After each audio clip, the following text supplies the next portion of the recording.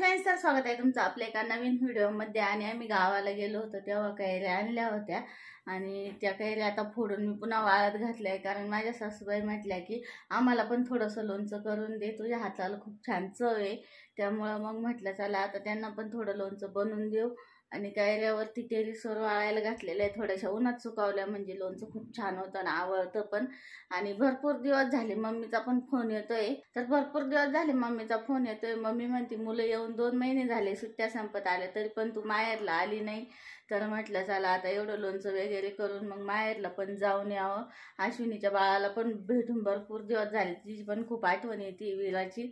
तर म्हणलं आता जाऊन यावं, एवढे 1-2 दिवसात लोणचं वगैरे करून घरातलं आवरून थोडंसं, कारण बाहेर माहेरी जायचं म्हटल्यावर थोडंसं घरात आवरूनच जावं लागेल, दळणं वगैरे करून जावं लागेल।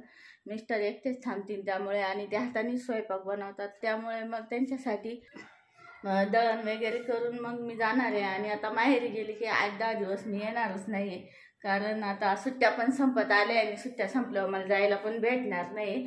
आणि मी मिस्टरांना म्हणलं होतं मला कालच नेऊन घाला, पण ते म्हटले की आधी लोणचं वगैरे बनव आणि मग माहेरला जायचं कारणच काही। हा ना, सुट्ट्या आहे सुट्ट्या असला तरी बसाला ते वरती वाळत घातले तेवढं आणू लागा मला।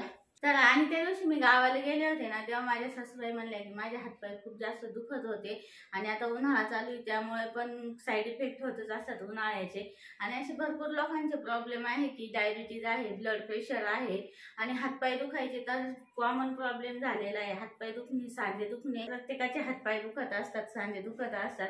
आणि त्यासोबतच आपल्या केसांवर सुद्धा वातावरणाचा खूप जास्त परिणाम होतो, केस पण खूप जास्त गळतात, सफेद होतात। आणि काही काहींचं असं आहे की वयाच्या आधीच केस सफेद व्हायला सुरुवात होते, तर माझ्याकडे याचं एक सोल्युशन आहे आणि ते तुम्ही नक्की यूज करून बघा।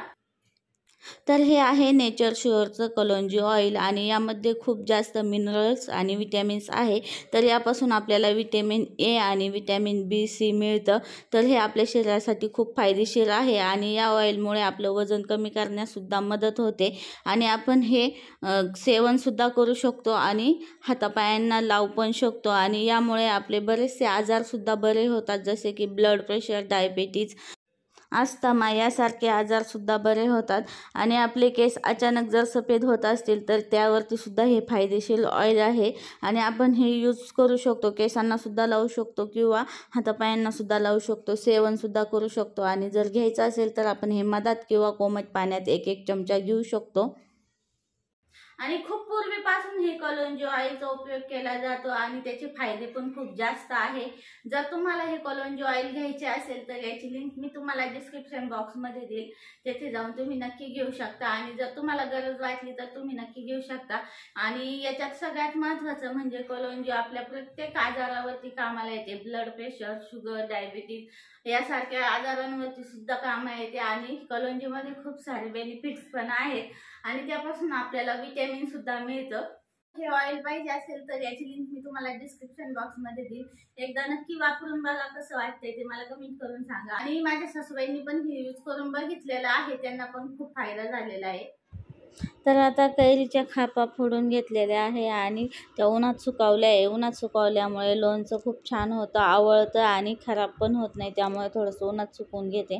आणि एका ताईंनी कमेंट केली होती की तू माहेरला का जात नाही, तुझ्या बहिणी पण येऊन गेल्यात। पण माहेरला जायचं आहे मला, पण कसं आहे माहेरला जायचं म्हटलं का मागचं सगळं व्यवस्थित करून जावं लागतं, ब्लाऊज वगैरे शिवावं लागतात। मग सगळ्यांचे ब्लाऊज वगैरे कंप्लीट करून दिले की तरच माहेरला जायला परवडतं। तसं ब्लाऊज शिवायला नसले म्हणजे मग किती दिवस राहील तरी चालतं। आणि मिस्टरांचं काही नाही, ते हाताने बनवता येतं त्यांना, त्यामुळे ते त्यांचं ॲडजस्ट करून घेतात। दुपारच्या वेळेस डबा लावून द्यायचा आणि संध्याकाळी ते त्यांच्या हाताने बनवतात। तर 2-4 दिवस 7-8 दिवस मी जाणार आहे माहेरी, पण अजून चालू आहे माझे कामं थोडेसे आवरले आणि आता सुट्ट्या पण संपत आलेल्या आहे। आता डायरेक्ट सुट्ट्या संपायच्या आधी मी माहेरला जाईन आणि मग डायरेक्ट सुट्ट्या संपल्या की लगेच मुलांना पण घेऊन येईल। तर चला व्हिडिओ इथेच एंड करू। व्हिडिओ आवडला असेल तर लाईक, शेअर, सबस्क्राईब करा।